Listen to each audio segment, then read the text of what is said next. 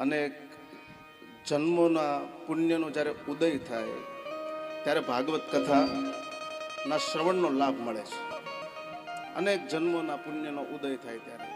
અને વિશેષમાં મારે કંઈ કહેવાનું ન હોય, પણ હું કથા સાંભળું છું કાયમ.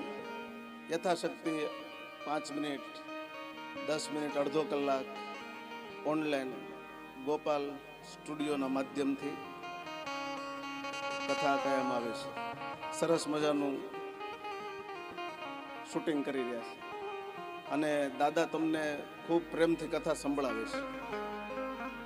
જે ભાવથી કથા સંભળાવે ને દાદા તમને, ઘણી વખત કોઈ વક્તાને પૈસા આપીને લઈ આવો ને તો આવા ભાવથી કથા ન સંભળાવે.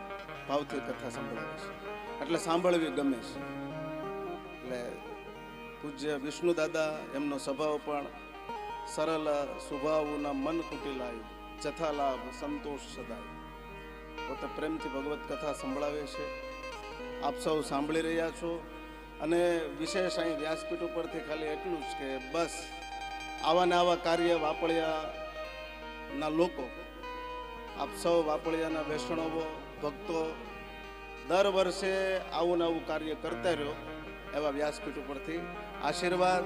આપ સૌને જય સિયારામ, જય શ્રી કૃષ્ણ.